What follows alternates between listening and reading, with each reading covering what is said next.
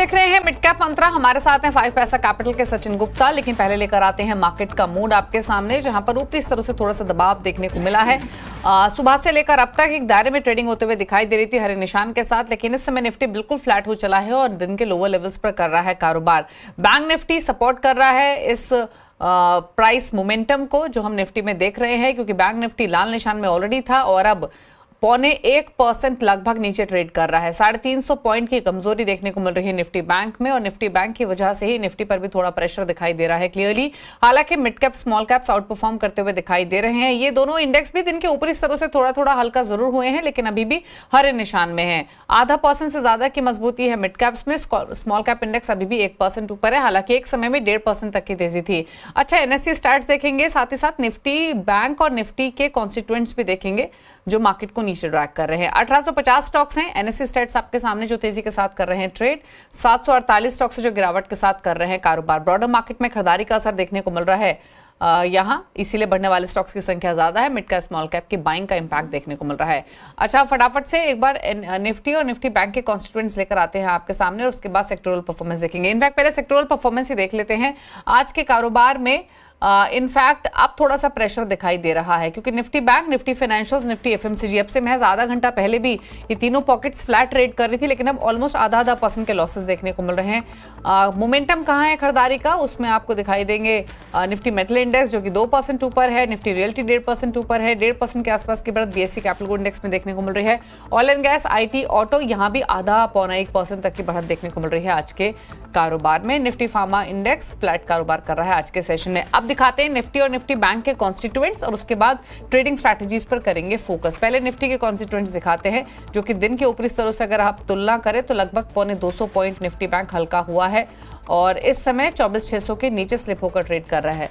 अब आप dragging stocks देखिए, 3 स्टॉक्स तो बैंकिंग को ही कॉन्स्टिट्यूट करते हैं, जिसमें HDFC bank, ICICI bank, Kotak Mahindra bank हैं।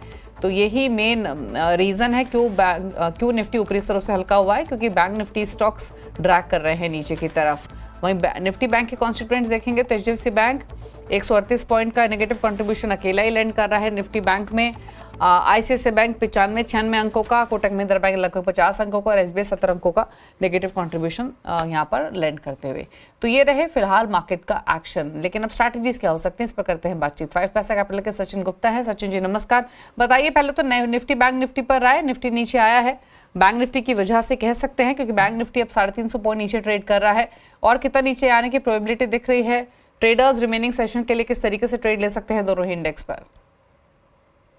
गुड आफ्टरनून दीपाली जी। बिल्कुल मॉर्निंग में जिस तरीके से एक मोमेंटम इंटैक्ट था निफ्टी के अंदर, वाइल बैंक निफ्टी भी जो है कुछ सपोर्टिव मोमेंटम इंडिकेट कर रहा था, पर टॉप से दोनों ही इंडाइसेस रिट्रेस होते हुए नजर आए हैं। फिर जो मॉर्निंग की जो इंट्राडे गेन्स थे वो फिजल आउट होते हुए दिखे। एंड डेरिवेटिव फ्रंट्स पर देखें तो लाइक वीकली एक्सपायरी के चलते, जो कि कल एक्सपायरी है, उसके चलते कुछ मोमेंटम्स जो है वो यहाँ पर बढ़ते हुए दिखाई दिए। एंड कॉल राइटिंग स्टॉप से करीब 24,700 के आसपास में यहाँ पर हम मॉर्निंग से ही देख रहे थे, वो शिफ्ट होकर करीब 24,600 500 के आसपास में आती हुई नजर आ रही है। मुझे लगता है कि लाइक रिमेनिंग सेशंस के लिए भी थोड़ा सा जो है एक sideways momentum Nifty and bank Nifty दोनों इंडाइसेस में कंटिन्यू होता हुआ नजर आ सकता है। इवन बैंक निफ्टी जो है वो निफ्टी के कंपैरिजन में थोड़ा सा और ज्यादा डिप जो है वो एक्सटेंड करता हुआ दिख सकता है। पहले हम बात करेंगे सबसे पहले निफ्टी की, एंड निफ्टी में लोअर साइड में सपोर्ट्स इंटैक्ट हैं अभी भी 24,400 के अच्छे सपोर्ट एरियाज हैं। एंड रिसेंटली हमने देखा था 24,550 के आसपास के जो ब्रेकआउट्स मिले थे India Pakistan cease fire agreement के बाद में, उसके बाद में अपवर्ड मोमेंटम कंटिन्यू होता हुआ नजर आया। बट प्रायर डे पर एक डिप, आज वापस से टॉप से मॉर्निंग के जो इंट्राडे गेन्स थे वो भी फिजल आउट होते हुए दिखाई दिए। बट अभी भी ओवरऑल अगर हम देखें तो मार्केट बायस जो है, ब्रॉडर मार्केट मोमेंटम जो है वो पॉजिटिव साइड में है, एंड सपोर्ट्स इंटैक्ट है निफ्टी के अंदर। 24,400 अभी के लिए अच्छे सपोर्ट एरियाज बने हुए हैं, एंड मुझे लगता है जब तक वो सपोर्ट्स को मार्केट रिस्पेक्ट कर रहा है, पूरी पॉसिबिलिटीज है वापस से ऊपर में 24,700-800 के लेवल्स को चेस करने की। वहीं अगर हम बैंक निफ्टी की बात करें तो यहाँ पर भी सपोर्ट्स पर बिल्कुल ध्यान देना चाहिए। एंड लोअर साइड में अभी के लिए 54,000 एक साइकोलॉजिकल सपोर्ट है,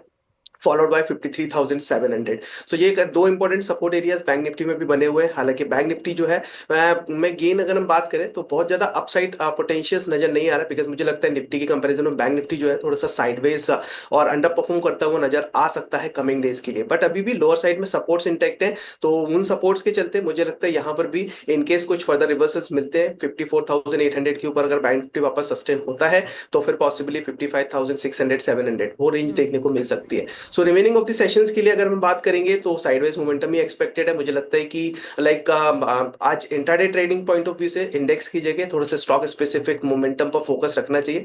एंड डिफेंस स्टॉक्स के अंदर अच्छा मोमेंटम है, आईटी स्टॉक्स के अंदर अच्छा मोमेंटम है, इवन कुछ चुनिंदा फार्मा स्टॉक्स वो भी अच्छा परफॉर्म करते हुए नजर आ रहे हैं। So rather to play any momentum in the index, मुझे लगता है एक बार स्टॉक स्पेसिफिक अप्रोच पे फोकस रख के काम करना चाहिए।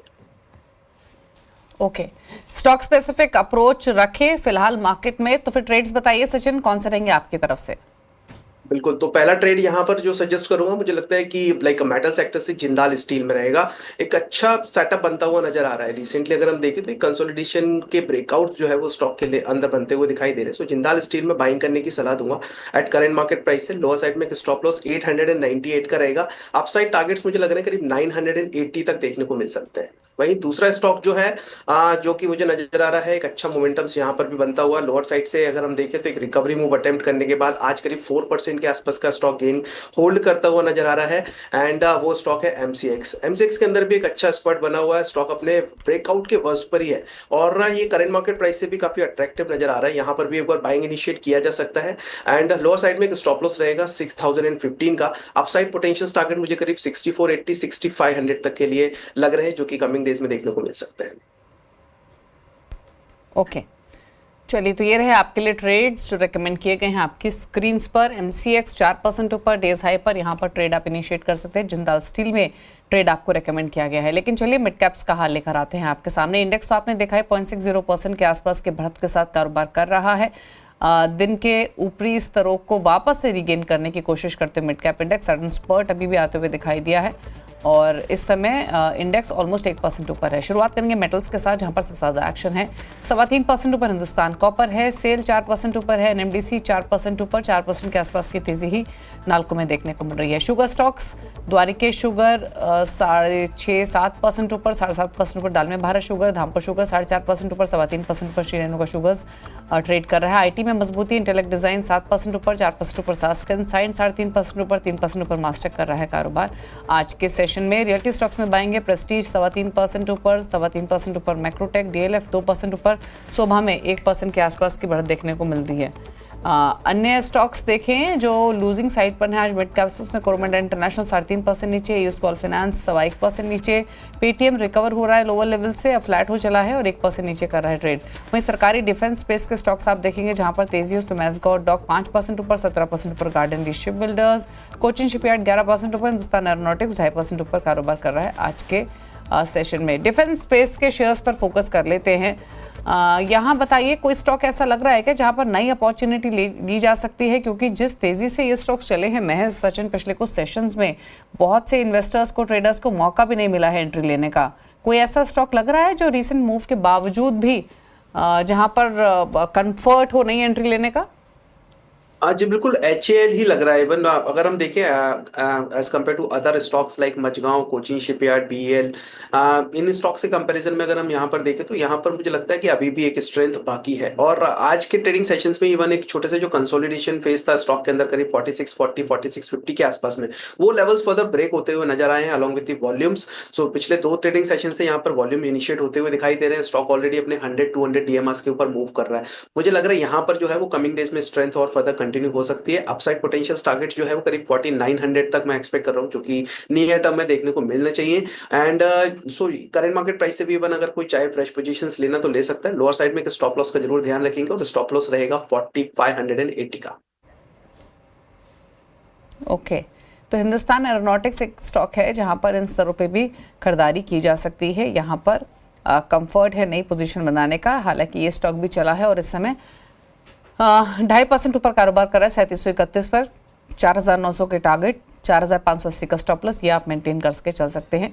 तो ये रहा आपको हिंदुस्तान एरोनॉटिक्स पर इस समय दी जा रही है सचिन की तरफ से। लेकिन चलिए आगे बढ़ेंगे और अब बात करते हैं MSCI इंडेक्स की, क्योंकि MSCI इंडेक्स में मई बदलाव का ऐलान हो गया है। MSCI इंडेक्स में बदलाव 30 मई की क्लोजिंग से लागू होंगे। बदलाव कहाँ हुए हैं, किन स्टॉक्स का एडिशन, किन का डिलीशन और कहाँ पर वेटेज बढ़ता हुआ दिखाई देगा, ये सब बातें बताने के लिए यतिन के पास चलते हैं। यतिन बताइए। देखिए MSCI के जो बदलाव हैं वो काफ़ी इंटरेस्टिंग है। 2 एडिशन और 1 डिलीशन आपको ग्लोबल स्टैंडर्ड इंडेक्स में देखने को मिला है। एडिशंस के तौर पे कोरोमंडल इंटरनेशनल और नायका ये दोनों काउंटर्स नज़र पे रहेंगे, क्योंकि यहाँ $200 मिलियन यानी 1600-1700 करोड़ से ज़्यादा की बाइंग आपको देखने को मिल सकती है। तो ये दो काउंटर्स हैं जो ऐड हुए हैं। 30 मई को ये आपको रीबैलेंस होता हुआ नज़र पड़ेगा। हालांकि डिलीशन साइड पे आपको थर्मैक्स दिखेगा जो MSCI स्टैंडर्ड इंडेक्स से बाहर होगा। और कौन सी अहम कंपनी है जहाँ वेटेज बढ़ा है, तो देखिए Cipla, Indus tower, UltraTech cement, Grasim, Vodafone idea जैसे काउंटर्स में वेटेज बढ़ा है और सबसे ज़्यादा आपको सिप्ला में लगभग $50 मिलियन के आसपास की खरीदारी देखने को मिल सकती है। इसके अलावा आउटफ्लो कहाँ संभव है? HDFC बैंक, ICICI बैंक जहाँ वेटेज में बदलाव हुए हैं, और इन्फोसिस, भारती एयरटेल जैसे काउंटर्स में भी हल्की फुल्की सेलिंग आपको देखने को मिलेगी। लेकिन ब्रॉडली अगर हम देखें तो कोरोमंडल इंटरनेशनल और नायका ये दोनों काउंटर्स में अच्छी खासी खरीदारी MSCI इन्फ्लोज के चलते देखने को मिलेगी। शुक्रिया आपका ये तेरी डिटेल्स बताने के। तो ये तमाम स्टॉक्स आपके सामने जहां पर इम्पैक्ट होगा, जहां पर लाइकली चेंजेस देखने को मिलेंगे। पेटीएम पर एक राय ले लेते हैं। इनफैक्ट ये स्टॉक पहले चला, उसके बाद करेक्ट हुआ, आज लोअर लेवल सब संभालने की कोशिश कर रहा है। पेटीएम पर एक राय क्या रहेगी आपकी सचिन? देखिए स्टॉक और बताइए क्या व्यू है। काफी अच्छी रिकवरी लोअर लेवल से आते हुए दिखाई दी है। हाँ जी बिल्कुल, लोअर साइड में अगर हम देखें तो 810, 815 वो एक अच्छे सपोर्ट एरियाज अभी के लिए स्टॉक में बने हुए हैं। हालांकि पिछले अगर हम बात करें 4 से 5 ट्रेडिंग सेशंस के मोमेंटम, तो थोड़ा सा एक साइडवेज मोमेंटम कंटिन्यू होता हुआ नजर आया पिछले 3 से 4 ट्रेडिंग सेशन से। बट अभी भी एक स्ट्रेंथ जो है स्टॉक के अंदर बनी हुई है। 100, 200 दोनों की मूविंग एवरेजेस के ऊपर स्टॉक सस्टेन करता हुआ, मूव करता हुआ नजर आ रहा है। एंड यहाँ पर एक ब्रेकआउट लेवल मुझे दिखाई दे रहा है, वो है करीब 865 का। मुझे लगता है यही एक इमीडिएट लेवल है, और 865 ये लेवल जैसे ब्रेक होते हैं पॉसिबली अप मूव जो है वो करीब 890, 900 तक के लिए कंटिन्यू होता हुआ नजर आ सकता है। So for the fresh buying के लिए 865 इन लेवल्स को ब्रेक होने का वेट करना चाहिए। 865 के ऊपर फ्रेश बाइंग इनिशिएट की जा सकती है। इन केस अगर कोई फ्रेश बाइंग लेता है तो उस केस में एक स्टॉप लॉस का ध्यान रखना है, और स्टॉप लॉस रहेगा 845 का। ओके चलिए, तो ये रहा व्यू पेटीएम के स्टॉक पर। रुक रहे हैं एक ब्रेक के लिए। ब्रेक के बाद कुछ और खबरें, चल वापस आते हैं।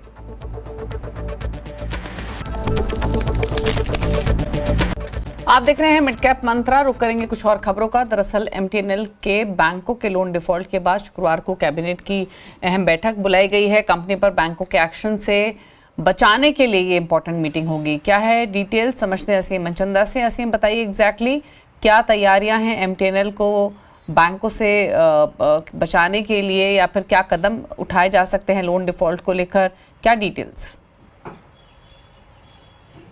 देखिए, सरकारी कंपनी MTNL के ऊपर करीब 32,000 करोड़ रुपए का कर्ज है। इसमें से जो कर्ज है 8,400 करोड़ रुपए के आसपास का कर्ज इसको सरकारी बैंकों ने ही दिया हुआ है। तो उस कर्ज को लेकर के बैंक कंपनी के ऊपर एडवर्स एक्शन करना चाहते हैं, लेकिन सरकार चाहती है कि ये एडवर्स एक्शन उनके ऊपर ना हो। तो इसके लिए कैबिनेट सचिव ने शुक्रवार को एक बैठक बुलाई है। इस बैठक में चर्चा की जाएगी कि किस तरह से कंपनी को बैंकों के एक्शन से बचाया जा सकता है। हालांकि जो हमें सूत्र बता रहे हैं कि दूरसंचार विभाग ने 2 से 3 सुझाव दिए हैं कि किस तरह से कंपनी को बचाया जा सकता है। पहला तो ये सुझाव है कि बैंकों को कम हेयर कट लेने के लिए मनाया जाए। बैंकों को कहा जाए कि आप इसके ऊपर जो इंटरेस्ट है उसके ऊपर हेयर कट आप ले लीजिए। दूसरा ये कहा गया कि कंपनी को NCLT के अंदर लेके जाया जाए और कंपनी के जो ड्यूज है उसके ऊपर NCLT के जरिए कट लिया जाए। लेकिन क्योंकि एक सरकारी कंपनी है तो इसका बड़ा इम्पैक्ट पड़ेगा, तो सरकार इन दोनों विकल्पों पर विचार ना करे। तो एक तीसरा विकल्प भी दिया जा रहा है कि जो MTNL की प्रॉपर्टी है, जिसकी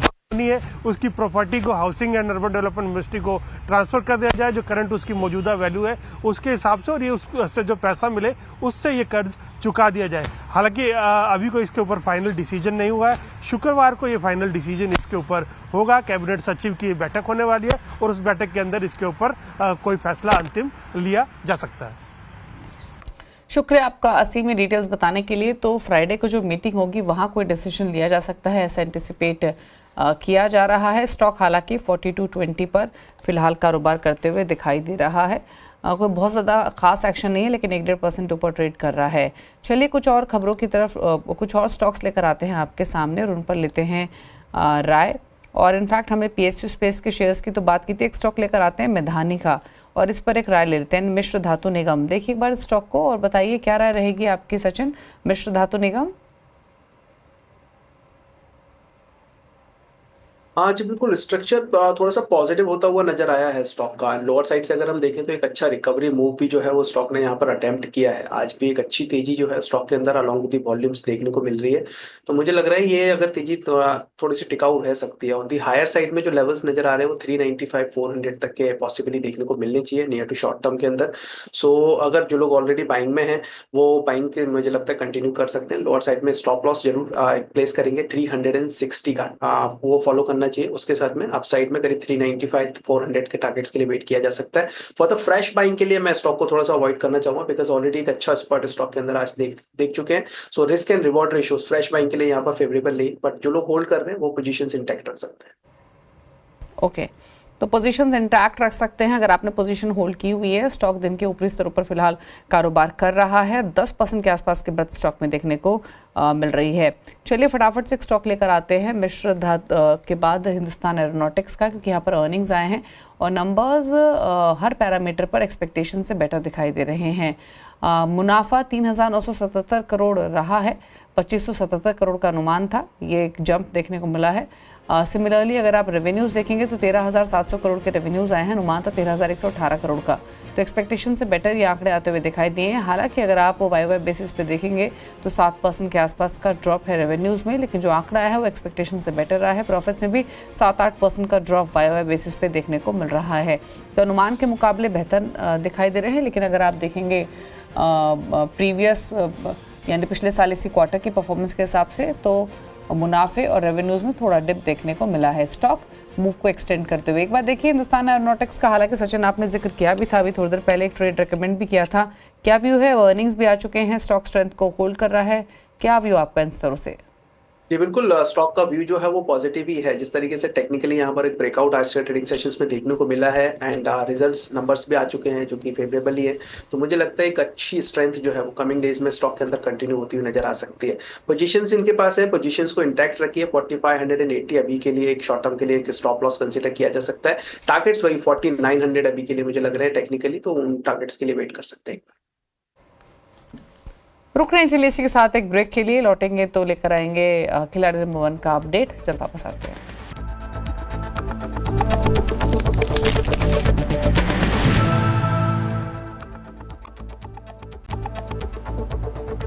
आप देख रहे हैं मिड कैप मंत्रा। एक बार वापस से एचएल का स्टॉक आपके सामने लेकर आते हैं जो अब फैसला है ऊपरी स्तरों से। और ये गिरावट दरअसल देखने को मिली है क्योंकि भले ही रेवेन्यूज और पैट में एक्सपेक्टेशन से बेटर आंकड़े दिखाई दिए हों, लेकिन ऑपरेशनल परफॉर्मेंस अनुमान से कम रही है क्योंकि एबिटा अनुमान से कम आया है। सिमिलरली मार्जिन एक्सपेक्टेड थे 40% के आसपास रहेंगे, लेकिन वो 38.2% के आसपास आए और यही कारण है कि स्टॉक ऊपरी स्तरों से थोड़ा सा नीचे आया है, रिएक्शन दे रहा है बाकी आंकड़ों पर। और अब सिर्फ इसमें 0.5-1% की बढ़त रह गई है हिंदुस्तान एरोनॉटिक्स में, जो कि एक समय में 1.5-2% तक के बढ़त दिखा रहा था। फिलहाल 4648 के एग्जिस्टिंग लेवल्स देखने को मिल रहे हैं। तो एबिटा कम रहा है अनुमान से, साथ ही मार्जिन भी अनुमान से कम रहे हैं। हालांकि मुनाफा और रेवेन्यूज में बढ़त देखने को मिली है। वाई बेसिस पे देखेंगे तो 8% घटकर मुनाफा कंपनी का आया है। चलिए आगे बढ़ेंगे और अब लेकर आते हैं खिलाड़ी नंबर 1 का अपडेट। इस हफ्ते इक्विनॉक्स रिसर्च के पंकज रांदर, मंत्री फंड मार्ट के अरुण कुमार मंत्री और रघुनाथ कैपिटल के पवन महेश्वरी के बीच मुकाबला है। रिटर्न की स्थिति आपके सामने 11% ऊपर पोर्टफोलियो अरुण का, पवन का पोर्टफोलियो 3% ऊपर है, पंकज का पोर्टफोलियो भी 1.5-2% ऊपर है। तो ये रहा अपडेट खिलाड़ी नंबर 1 का, जहां पर तीनों खिलाड़ियों की तरफ से पॉजिटिव रिटर्न्स आते हुए, लेकिन लीड कर रहे हैं पहले पायदान पर अरुण कुमार मंत्री। इसी के साथ एक ब्रेक के उस पर आप देखिए न्यूयॉर्क कंपनी में आज हम बातचीत करेंगे शैलेट होटल्स के CFO नितिन खन्ना से। एक ब्रेक के बाद नमस्कार।